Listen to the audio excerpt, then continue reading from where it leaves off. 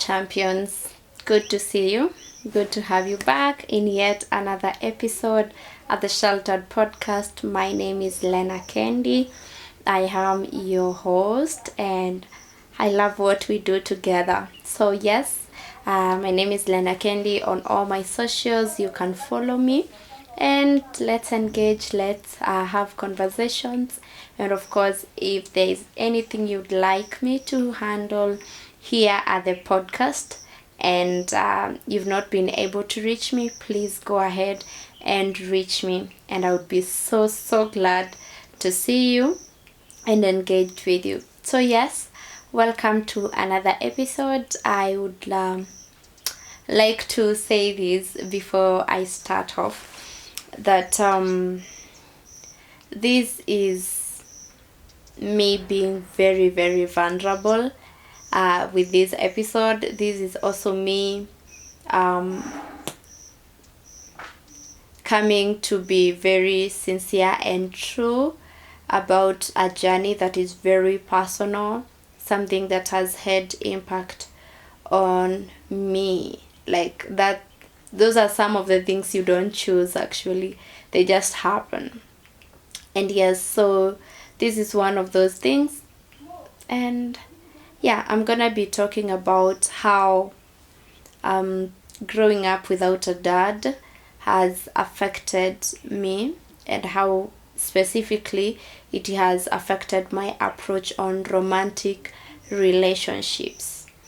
Yes, so a lot of today's episode is actually going to be story time, like me giving you my story, but in that line.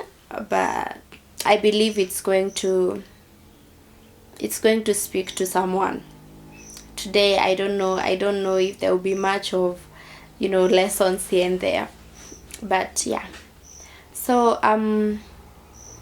growing up, I did not see my dad in the picture. Reason why: he passed away when I was a toddler, like months old. I wasn't even a year old. And of course, when you're a child, you don't get to understand a lot of all of that until you begin having some understanding about life and the issues, blah blah blah.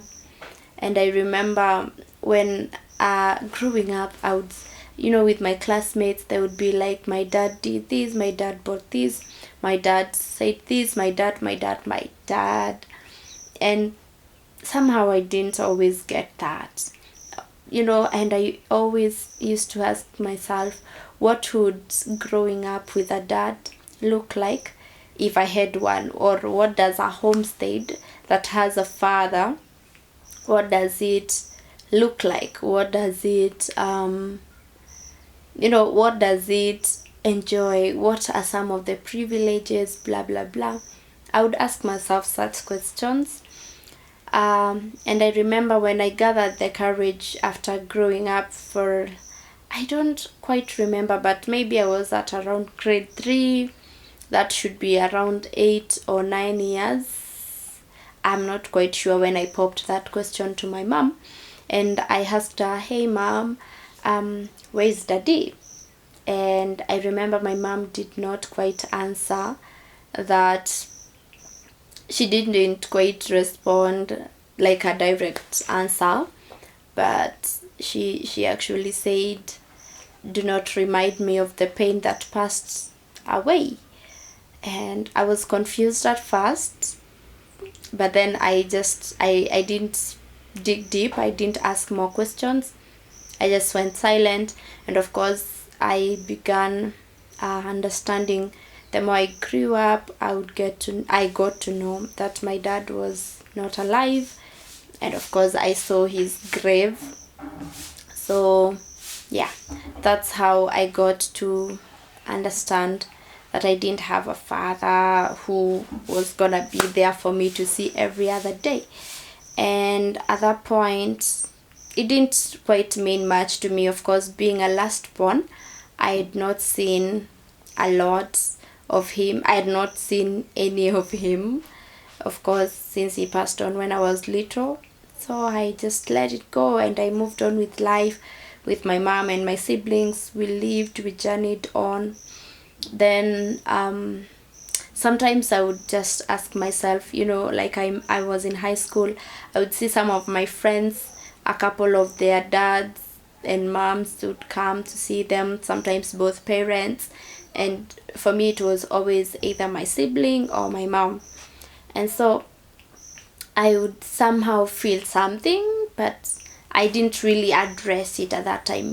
When you're young, you don't quite know things that needs to be addressed and those that needs to be left alone. So I did not address that one. I just went by my life. Sometimes people would ask me about my dad. I would be like, he passed away, and they would be sorry. They would say like sorry, and then I would be like, no, don't worry about it. It's nothing. It doesn't affect me in any way. Those were my words. I would never think it was affecting me. Until, okay, of course, some of these things I'm actually getting to know about them right now, like the effect and the impact all my growing up has had on me, even how I approach my issues right now. So I remember there was this particular time when I was it high school? Yes, I think I was in high school, and I was having a conversation with a certain friend of mine, and he asked me something about how to handle life, and having your husband or your life partner paying your bills, and sorting your finances. And I can remember very well, I said to him, you know what, me, I am an independent woman. I do not need a man paying any of my bills or doing any of those things for me. I can handle it. I've grown up seeing my mom do everything for us all by herself. So you know what? I can do the same. There's nothing that I can't handle. And my friend was like, I don't think that's the right way to approach the whole thing. Of course, he was he's a bit advanced in age, so he told me, I think there's an underlying issue as to why you're saying that. But at that time I didn't see it, I didn't feel it, I didn't realize it. So I get to college, and it's the same old story, of course, with a couple of things happening that I didn't know what was the underlying issue or the root cause of the thing. And so when I actually realized that growing up without my dad had such impact on me was last year. And I remember it was during his death anniversary, and of course we celebrate it, we commemorate him, we talk about him. And for the very first time that anniversary, I cried. Like in my whole existence, at the age of 21, that's when I cried about my dad. And I was so shocked.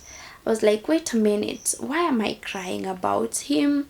Like, I didn't understand why I cried.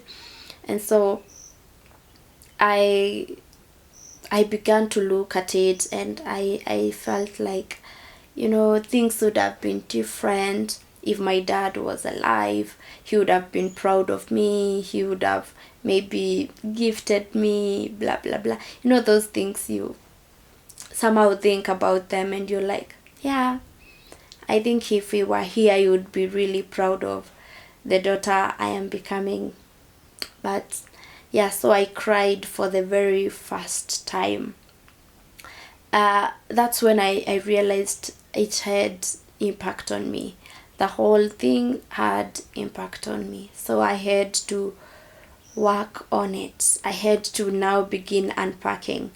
I can assure you I didn't go for any therapy, but I began I began looking at it from another perspective of, yes, as a daughter who was grown up in a home without a father figure, it had impact on me, and I didn't know how. But then I decided I'm gonna dig and realize how as this affected me really. And okay, today I'm gonna talk about how it has affected my approach on romantic relationships. Yeah, so I didn't always realize. You see, most of you have heard when I used to say, when I had my first boyfriend, my first serious boyfriend, when I was in high school, after high school, sorry. But then during high school, I also had some two situationships, like two boyfriendish things that were going on, which was totally not a thing I wanted. Of course, having gotten born again and I was journeying with the Lord, I knew my timing for a romantic relationship was not yet, had not yet come. But then I felt, I always felt the need to have someone around, like someone, some masculine energy, some male presence in my life. So sometimes I would find myself having these situations where I'm having these young boyfriends. We both don't know what we are doing in life. We are young, we are dependent on our parents, and I didn't always know why. I Everything within me and my values told me it's not yet time, it's not yet time. But I always found myself wanting to have like a boyfriend, to have a masculine presence in my life. And that was, and now I understand, it was all because of how I viewed myself. I viewed myself with the, having grown up without a dad, I need a male figure. I need to be validated. I believe a couple of episodes back I had mentioned me feeling the need to be validated, and by, a relationship. So I remember at that time I told myself, when I realized, I told myself, wow, that's an issue. So you realize, back in my, I believe even the last two relationships, because it's been more than a year now since we broke up with my previous boyfriend, and all of them, I believe I approached them from a point of me wanting a masculine presence in my life and a male figure, not realizing that I had already been blessed with that, because you've heard me mention my spiritual father or my mentor. He's a man, and he has really been doing a good job with being a father in my life. But I somehow didn't feel like that was enough. So I always went for, someone who I would be romantically involved with. Somehow it kind of gave me some satisfaction. So that's one, how I viewed myself. Another thing is that it affected my self-esteem. I know those people who know me may not really know that, but I have battled self-esteem. That's why I realized I wasn't always so bold with standing up for myself and fighting for myself. I would people would take advantage of me growing up because I was always nice and sweet, and I would just let things slide. So yeah, I remember, I now see that's also another issue that I had self esteem issues. I didn't always esteem myself so highly because I kind of felt like growing up without a dad made me less of a human being, which was so not true, and it isn't true for any one of us who has had the same experience, please know that you are more than enough. Whether you grew up with a dad or not, you are more than enough. And as I say that, I'm also reminding myself that. So yeah, I also had my self-esteem issues. Another thing is that I approached my identity from a point of a girl who grew up without a dad, a girl who has only had a mom in life, or her life. And I also, having encountered some challenges as a family, which I'm not gonna mention here, having encountered some challenges that caused a lot of chaos in my life, and some sort of disability. We were unstabilized somehow, which is a thing I now see, I now realize. I really attached a lot of my identity to that, and I felt like I wasn't always secured, because there wasn't a father present, having faced a couple of challenges. Yeah. And okay, just to give you context, those challenges, they were with in-laws, and also some family land wrangles. So I would always see my family being disadvantaged because it was just my mom fighting for our justice and our rights, and we didn't have male figures around much. Of course, I have my brother, but he was young the whole time. Yeah, so I remember I told myself, a lot of my identity, I attached it to, not growing up without a dad.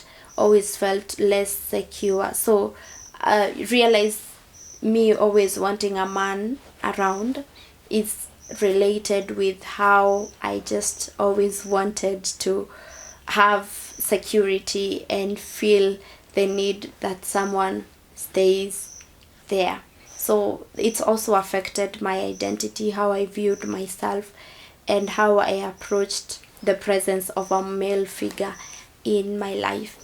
How I trust and how I love, and also how I commit to things and to people. Of course, those three, I've brought them to the very end of the impact, because it wasn't like much of greater impact as compared to the previous three. How I trust, I realized me and the way I would trust the men who are present in my life. It was so easy.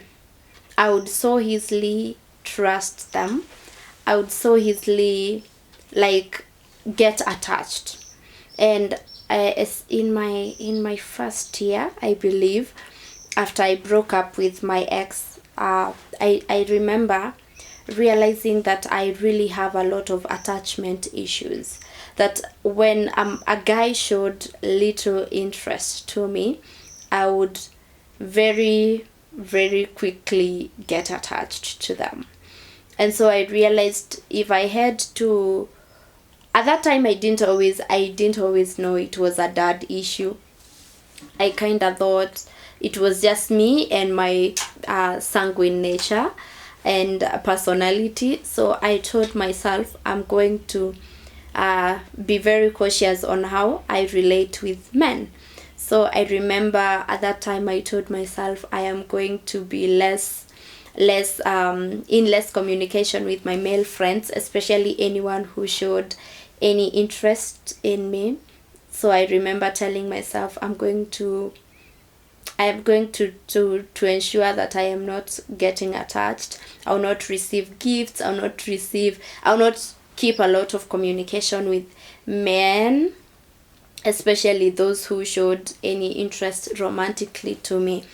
And I now realize that wasn't just a a me issue as a personality. It's also had a lot of my dad not being present issue in it. I remember telling myself that I am going to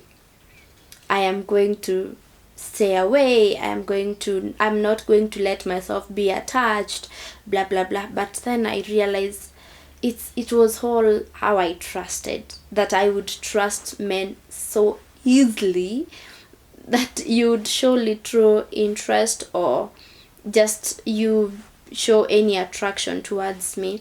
And because of the underlying issue of me wanting to feel secured and validated, and I attached my identity to a man, I would so easily trust and also commit to those things. That's why sometimes I would find myself not being easy to say no to the men who made their approaches. I knew I needed to say no to them, but I would not be quick to say no, because somehow I felt like, if I say no to this one, will there be another one to show interest?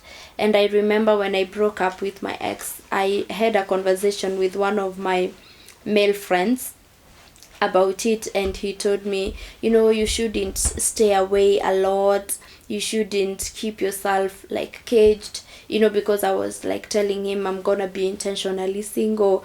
Even if someone comes my way, I'm going to like not open up the door, because I want to work on me. And I remember my friend said that what if you lock up the right person? What if you do not allow the right person to come in and you miss out on them? And I remember somehow feeling like, yeah, somehow I might miss out on my right person. A lot of those thoughts came in, and that's why I was saying it would be hard for me to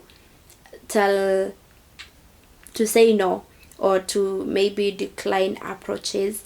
So I would keep the men dangling around there, not because I actually wanted to commit with them or to them, but because it was an issue of me wanting the validation, me wanting the attraction, to feel the safety because of a masculine presence. And so I would commit, and even the way I would love. You see, the way you love like someone, something depends, your life depends on it. That would be like the way I have loved the two men I have dated. Like, you love the person even when they're not treating you right, even when you know that there are things that needs to be addressed, even when you know there are things you need to correct them about and or over. I would not. Why? Because I loved, like, with a sort of, I know that's not a word anyone would want to say, but with that sort of urgency, and I don't know, for lack of a better one, I would say some desperation. Not to say that I ever showed any signs of desperation, even as I was being approached by any of these men, but deep down within me, it was a thing I would feel like you're really trying to hold onto this person as if your life depends on it. Why? Because there was always the yearning to have a masculine presence.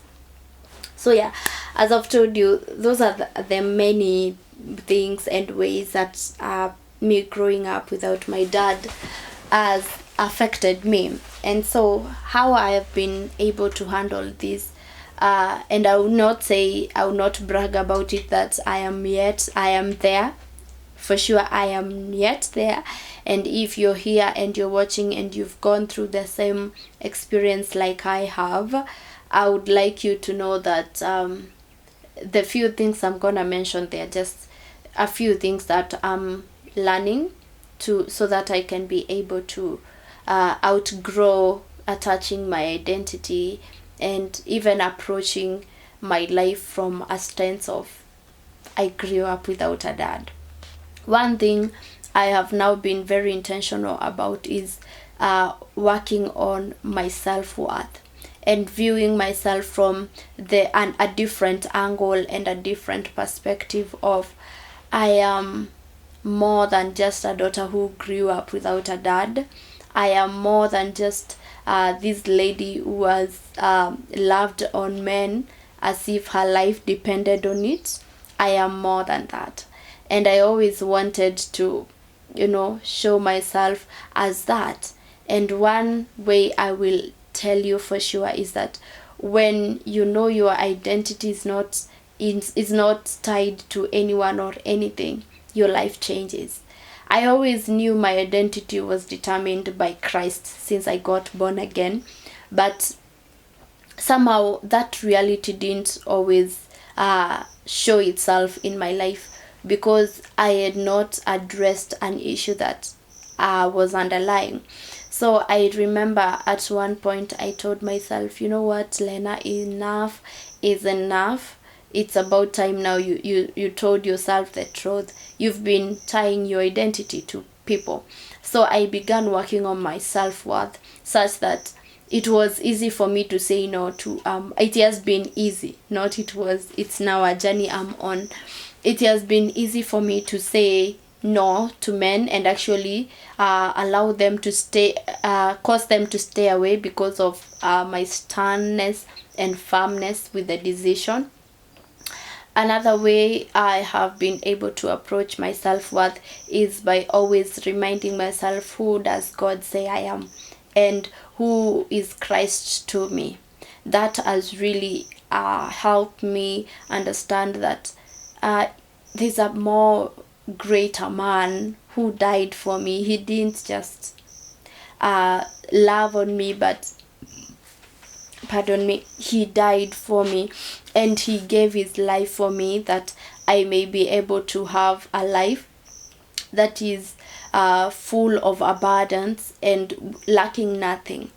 So that's how I've been able to work on my self-worth, always constantly reminding myself and standing in that truth that, you know what, Jesus got you and you have a Father in heaven and he loves you, whether you felt like you were alone, whether you felt like you weren't secured, bearing in mind that the Lord says, I am your fortress, I am your present help in time of trouble, and the name of the Lord is a strong tower where the righteous run to and they are safe.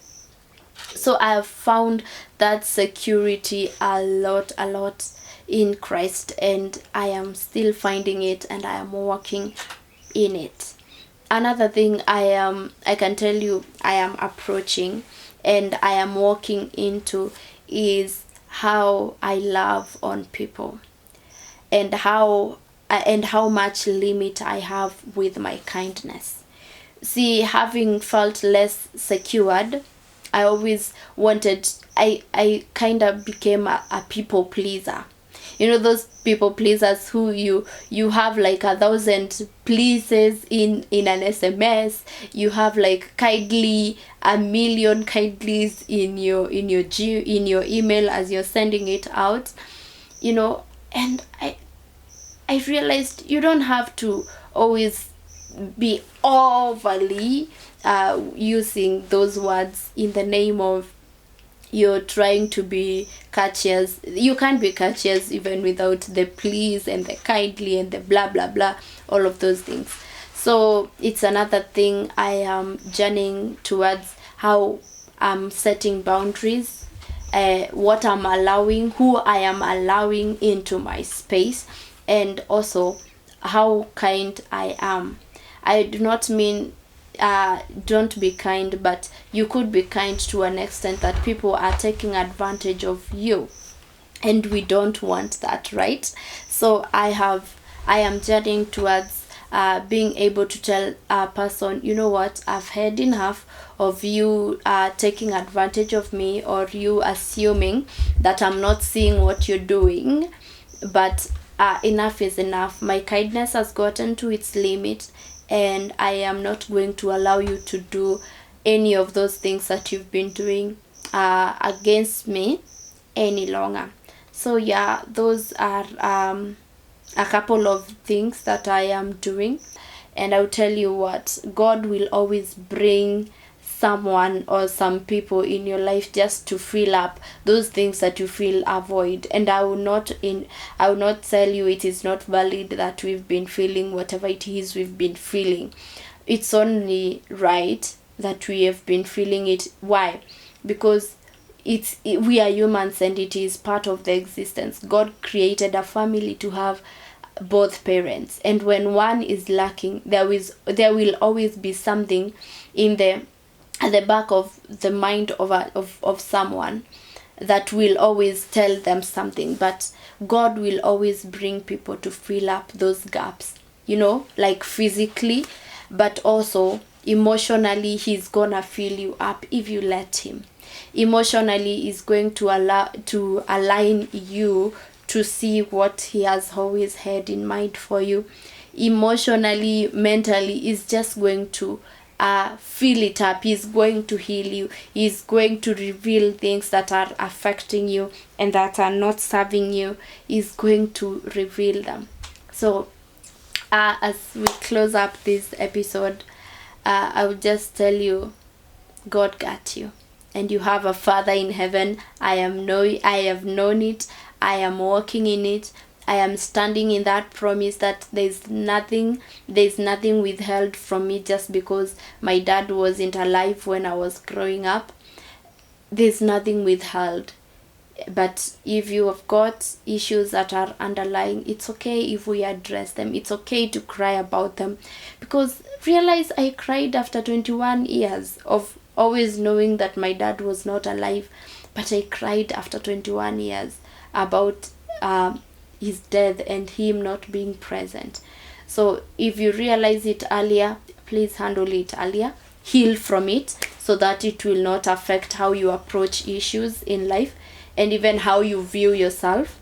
Because if you view yourself from one inclined line of I didn't have a dad or I didn't have a mom growing up, it's going to affect you. I can tell you for sure, I wouldn't know how a father behaves in a home. But I'm trusting God to teach me, and even the people he has surrounded me with, the men, like my mentor, I see how he treats his wife. And I see how good men treat their families. And I am learning that these are the expectations you can have from a man in a home. So you can learn. Don't fix yourself. Don't tell yourself that I never saw a mom in a home, I never saw a dad, so I don't know how to behave like one. We can know, because apart from seeing it firsthand, we can learn it. God can bring people who will be a blessing to train us, and we will know it. Yeah, so I believe I'll close it up at this level for this episode, and I hope my story spoke to you. I hope it enlightened you. I hope you felt understood.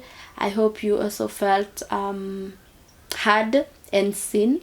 I also hope you felt not alone through that journey, because we are not alone. You are so loved, you're so special, you are enough, and you are greater than what you think and whom you think you are. So yes, thank you for staying all the way to this level and part of the episode. If you did, I truly appreciate you. I love you, and I pray that you will find your healing in whatever area of your life that you may feel like you need the healing.